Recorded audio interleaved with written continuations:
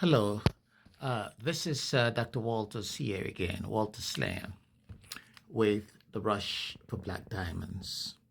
Hey, do you know that the history of private property possession is mainly fundamentally based on the ownership of slaves? The main person that started the theory of private property, John Locke, was a slave trader and a slave master. But he was also working for the British government. He served as the British colonial officer in the Carolinas, fully appointed by the British Parliament. Furthermore, he was also what is often called law proprietors. These were members of parliament, but who were also colonial masters, handling the British trades, slave trades, and exports, imports. But they were also masters of the British colonies across the world. And in the United States, Virginia, Carolina as well. They owned several property and they were masters, slave masters. John Locke served as a major intellectual provider for the justification of the slave trade. As a matter of fact, John Locke was the one that wrote the first colonial constitution called the Fundamental Constitution of the Carolinas. Okay? And that constitution remains the fundamental background to the modern constitution of North and South Carolina. Just for you to know. To go back to my previous statement, John Locke made the argument about private property because he did that in his theories, his political and philosophical theories. He felt that the monarchy ought not to interfere in the business of individuals. And at the time, the most prominent business was the slave trade. He felt that the monarchy, not only the monarchy, but the Church of England, or religion, should not have any foothold in what is defined as individual property. John Locke would go on to make an argument, a religious argument, going back to the Bible, that God has given dominion to every person. Now, he says every rational person. And when he says every rational person, he was basically saying those white men with property, but then basically Europeans who he felt were far more rational, far more intellectual than any other group of people.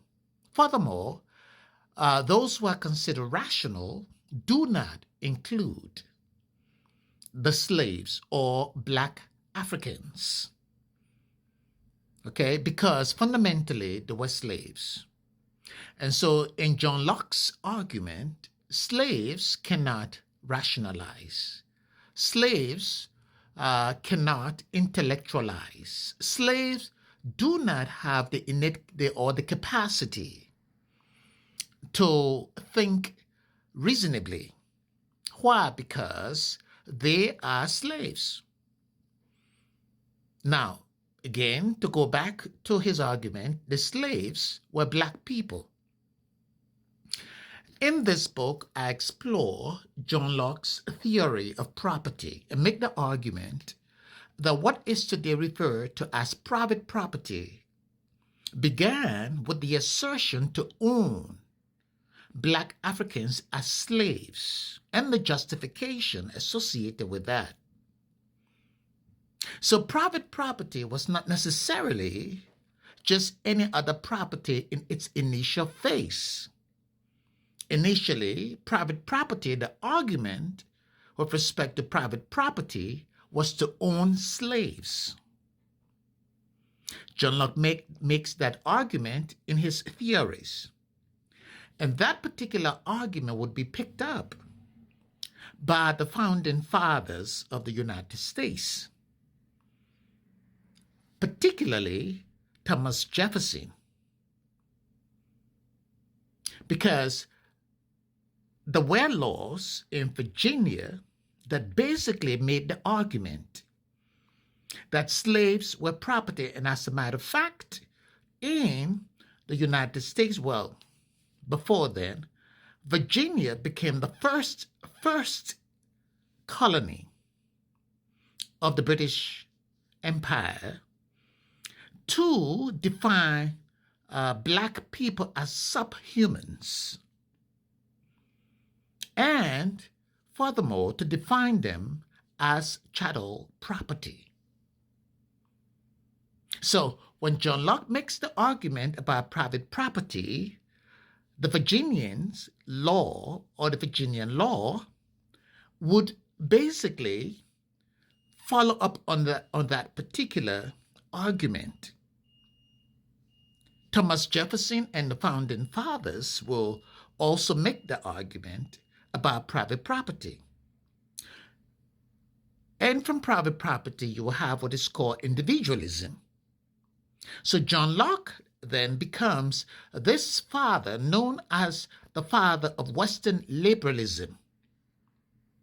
Western liberalism. As a matter of fact, John Locke would establish the foundation for the separation of church and state. Why? Because he felt that the church or religion should not interfere in the economic affairs of individuals to own property or to own black people. While religion may assert an idea of the inherent dignity of every person, John Locke and his followers, including Thomas Jefferson and the founding fathers, would establish the notion that there ought to be a separation between church and state, and church religion should not interfere in the owning of black people as private property and as cattle. And there you would have the emergence of what is called chattel slavery. In this book, I explore that as well. This is just one aspect of it. And I want to encourage you to get this book. Again, it's on Amazon.com. It's called The Rush for Black Diamonds. If you are looking for a good material for the Black History Month as it approaches, may I encourage you to get a copy of this book. You can go to Amazon.com, or you can go to my website, which is GeorgeWalters-Sleyon.com, and access it. But I want to encourage you, in light of what's happening in our society today with respect to the emergence and the emphasis on racial exclusion and the increased resistance to black intellectual capacity, it's absolutely important that we begin to read and understand the dynamics involved. Again, my name is Dr. George Walters-Sleyon. I want to encourage you to get a copy of this book. Thank you for listening, and just click below and have access to it. And you can read samples of it and read reviews of it as well and put in a review. Thank you very much for your support.